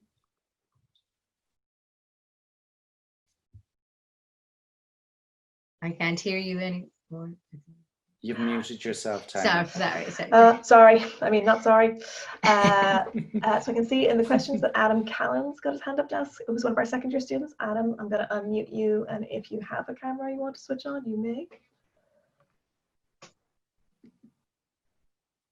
Or I'm trying. Thanks, Tanya. Thank you very much. Hi, Adam. Hi, guys. I just want to say thank you so much. It was an absolute pleasure to listen to you all talking and just taking information about the acting world that we're going to go into in a couple of years' time. My question was slightly touched on by Molly, but it's related to when you're in the profession. Like, obviously, when you're an actor and an artist in general, there's a lot of highs and lows and peaks and troughs emotionally and mentally. And my question was, are there any methods or techniques or even just hobbies that you have found have helped you sort of find a level playing field in terms of your emotions and your mental well-being? Cooking. Cooking is the one for me. I like it. It's mindless, repetitive. On one side, you're chopping, you're preparing things. There's some detail in it. Your mind can wander. You can think about things that are percolating in the back of your head. You're also doing something creative. It also works best when it's, often you're feeding people that you like, so there's something contributory about it. And then there's food. At the end of it. At the end of it. So while I wish sometimes it was bench pressing cars, it is in fact cooking. Yeah, but there are people who get the benefit from bench pressing cars. We're not taking that exactly. away. No. I wish it way, was. 100%. I wish it was. For me, it's sea swimming. I love the ocean, and everything melts away. When you're perished in at the Atlantic Ocean in the middle of winter.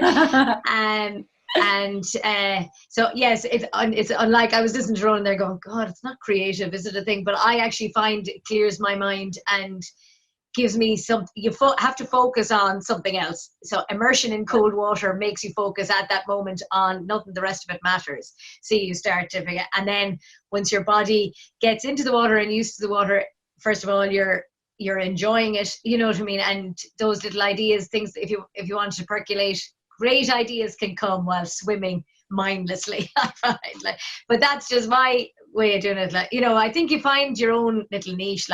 There's people, and and also friends.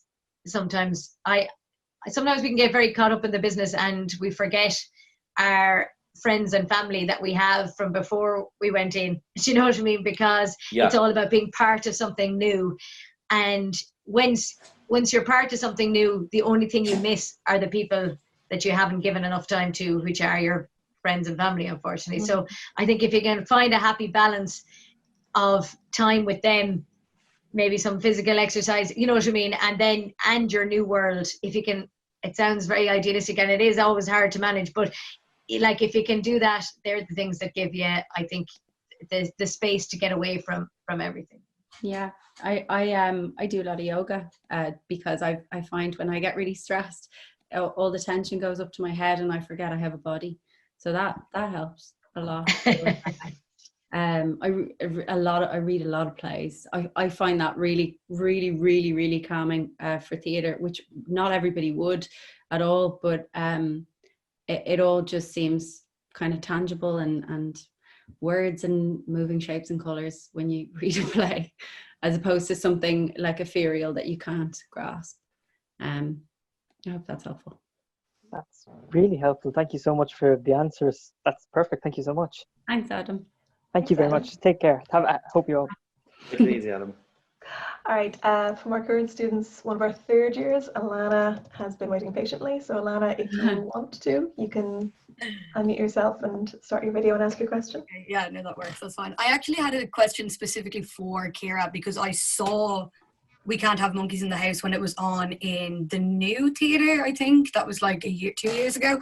Yeah. But I was just curious because I loved it. I thought it was brilliant. I thought the concepts of it was brilliant. The absurdist energy, everything. I thought it was incredible. But what was like your process from going, I suppose this is kind of like a very specific question, like your process of going from graduating with this degree, with all of this, like this toolbox of things, to creating something like that? Like what were the steps that you took to make that possible? Do you know what I mean? Sure, yeah. I'll try and be as brief as possible. I mean, the first thing I had to get over was showing something I wrote to someone who I respected, which that was really, really hard. But and it took me a long time to get over it. But I tried to tell myself, you know, when you write something, it's just words, and if it's not working, you can take the words out and put other words in. Yeah, it's you know. And then I put on something in scene in collaborations in 2015, and then I put on another play which was like 20 minutes long or half an hour long called Triangles that I wrote in 2016. I brought that on a little tour, so I was all the time trying to work myself up to writing a full-length piece. Okay, yeah. And really putting on a full-length piece and trying to figure out what I liked and what kind of how audiences responded to what I was putting together. And then I had a play in the Fringe Festival, and then from that I got the residency in the New Theatre. And I suppose all writers are very different, all artists are very different in terms of their approach. I feel I'm probably a very instinctive writer, so I mightn't do a lot of research or even have a topic that I want to write about. I usually just start writing. Yeah, I'm with you. And I find that very helpful. I mean, at the start, even if sometimes I get really obsessed with a name, and then I'll use that name as a character, or I'll just start writing A, B, C and do stream of consciousness writing and see what comes up. Okay. So that piece came out of like a page dialogue that I had written that was in a totally different place. It was about a couple who's the woman of which her mother has Alzheimer's, and she doesn't remember the woman, but she remembers the husband. So it ended up being like a completely different play. But what I did was I wrote a little bit. I got actors that I really loved to read it, and they said yes to being in it, which was brilliant. I wrote a little bit more, and I was just kind of I write and get people to read because I find that really helpful, because obviously the words sound different in people's mouths. Yeah, that was it. And then I also because I was the resident, I was like the instigator on that project. I co-produced it with another producer, but I just got into Seeds around that time, and I asked the other artists in Seeds to work on that production. So I met Olivia Songer, who was the director, who I probably wouldn't have worked with had it not been for Seeds. So that was fantastic. And then Naomi Falkland did the design. And in terms of the design for that piece, I kind of just let her do what she wanted. Yeah. And we had no budget. We were like stuffing tights at 2. Yeah. Like crying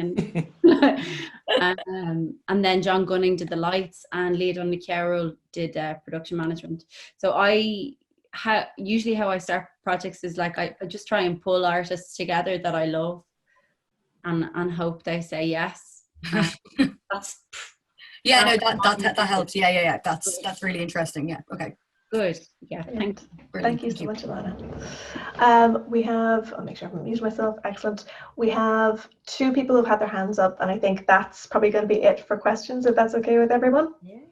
So I'm going to call on one of our 2nd year students, Matthew Nolan. Matthew, if you want to unmute yourself and share your question. Hello. Hello. I just want to Hi, echo Matthew. everything everyone's been saying as well. Thank you so much for your time and your stories and your advice. It's been great. I just have a question about, so obviously we spend our 3 years in TU Dublin now building up this strong ensemble. I was just wondering how you guys found the transition from having this huge, strong sense of ensemble to then going into the real world kind of alone. And I was just wondering if you have any kind of tips and tricks or advice on how you guys kind of steadied into that transition. I think I found it lumbered. Yeah. Slumber, yeah, lid screaming, and it was. I would totally go with what you said there. Your ensemble, they are like, it's your college experience too. Well, the friends you make in college, you will have for the rest of your days. Unfortunately, you won't get to work with all of them all the time. But at this time, or like what Ciara said, these are the people you know, these are the people around you. So if you've written something, you get who are you going to call? You're going to call the people that you've been working with for the last 3 years, who you know what their strengths are, what their things, that they'll enjoy, that they'll give you good feedback, who's honest, all this kind of thing. And you're going to draw on them, and it's an amazing asset to have.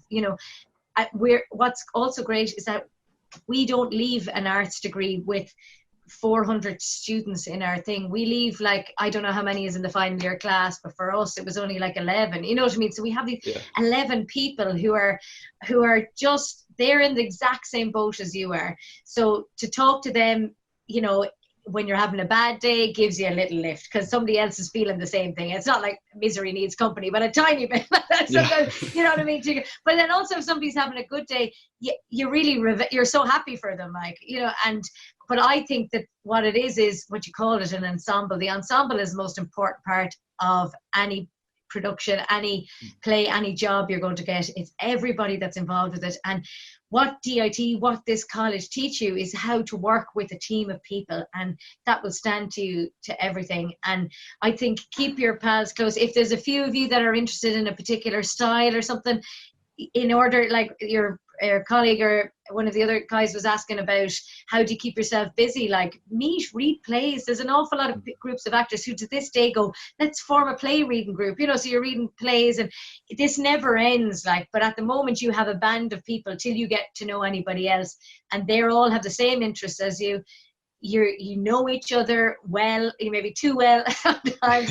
You can go and go, listen, I need to do a self-tape. Can we have a bit of a practice day? You, me, we'll try a few different things.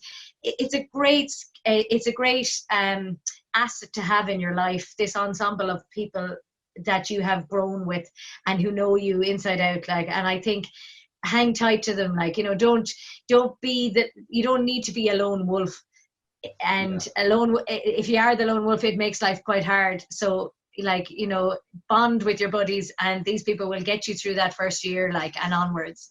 And when the joy is then years later, when you, like this year I worked with Gus McDonough, who was in my class, and instantly you're brought back to, oh my God, do you remember those? We had, and it's not about a trip down memory lane. It's just like being on stage with somebody that you trust implicitly and respect and admire. And it brought another. I had done the show previously, but it gave me a lift to my performance for the second time we did it, and it made you enjoy it in a different way. Like these band of people, this ensemble that you're in is probably the strongest ensemble and the best ensemble you'll have for the rest of your days. I agree. I mean, I really hung on to my classmates, physically, when we left college.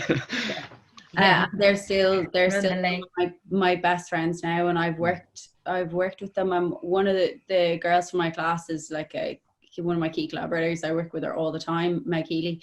But I will also say that I found it hard when I came out of college, because I was getting screen work, which I was very, very lucky to get, and some of my classmates were getting theatre work. It was hard not to be jealous, and I had to work a lot to try and be happy for other people and try and realize that we're not on the same path. Like, you know, we're not all going to get the same jobs. We're not the same people. So, yeah. I mean, but then on the flip side, I took quite great comfort in that, in the way of thinking, I mean, whether it was true or not, that like, I'm not in competition with anybody. And like I'm not in competition with anybody. And I do actually still believe that now. And I don't have competition in terms of no one can write what I write. If me and another writer had the same idea, we'd come up with two completely different plays. In a similar way to actors, if you've this, like, you're going to come up with two completely different auditions or characters or whatever it is. So like, hang on to your friends if you click with them.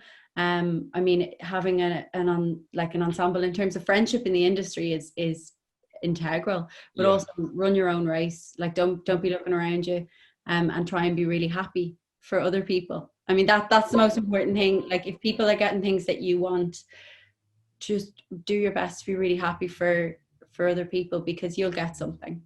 Your time will come, like, you know, it will arrive. Yeah. It might just and don't bitch about them to other people in the industry. It's very small, and everybody is best friends with everybody. Yeah, that is the best advice you will hear all day. Yeah. The ensemble in DIT is TU Dublin is like a little microcosm for the whole industry, though. I mean, it is part of your job during your 3 years there to find a way to work with everybody, and that is something that's really will stand to you. Because it is a small industry, the same people, it is very interconnected, and it's part of your work to make the experience professional and one that people would want to repeat. So, you know, it's good to hone those skills. Thank you very much. No worries. Thanks, guys. Our last question comes from somebody who is actually from outside TU Dublin and has been waiting very patiently right from the start of the questions. Sorry. So Greg Fromholtz, if you want, you can ask your question on the microphone and via camera, or if you prefer, I can read your question from where you very patiently put it like half an hour ago in the chat. Up to you. Okay. Hi. Hi, Greg. Hi, Greg. That was really cool. I'm sorry, no, my name is Josh. That's my dad. Oh, Josh. Oh, apologies. Don't worry about it. My question was just, as an aspiring actor, how would I develop my craft during this isolation period? Because this is a question I think that gets asked not just about an isolation period, like, but about periods of unemployment.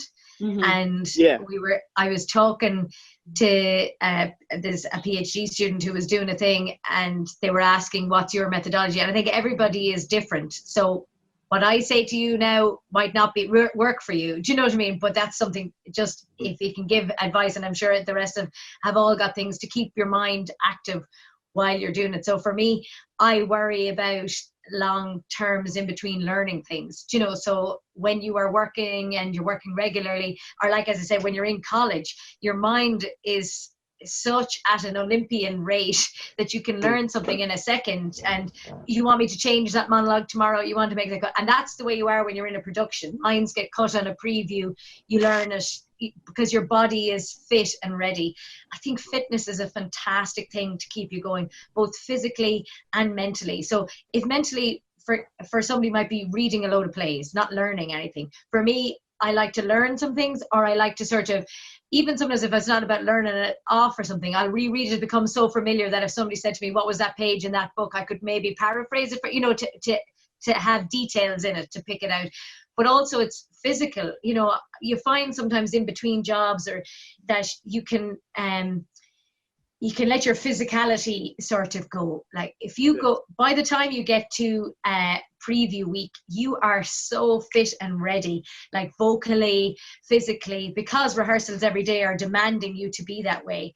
But more and more, the older I get, I kind of go, wouldn't it be great to be at that level when you go in, you know? And I want more to be at that level when I'm going. I don't always achieve it.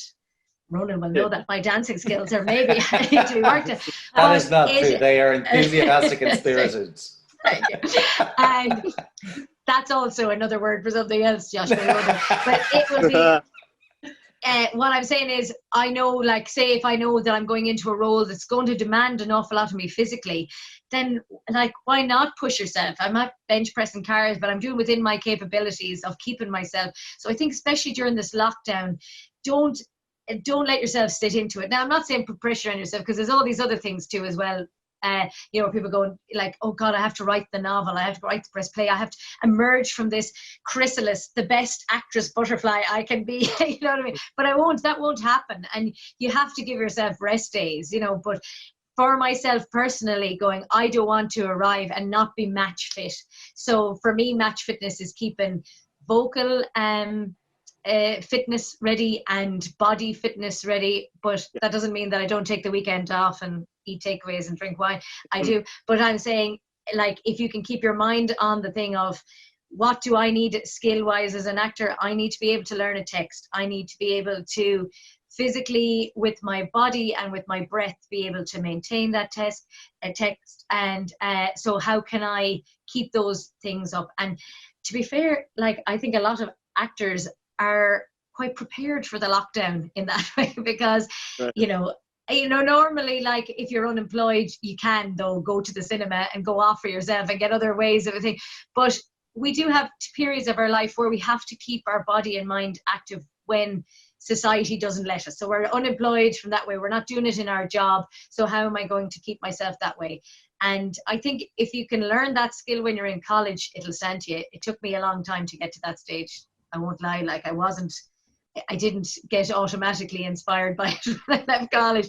It's taken me a while to know, oh crap, I shouldn't have sat like reading books for the last 3 months. I needed to do a bit more than that, you know. So that would be my advice.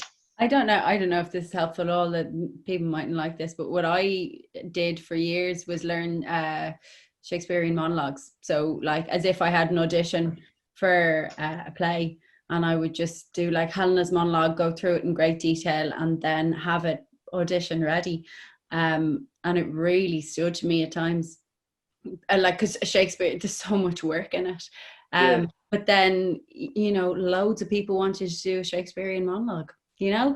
And I remember an actor telling me, Valerie O'Connor told me years ago, she was like, you should have 8 Shakespearean monologues in your arsenal that you're able to do with the drop of a hat.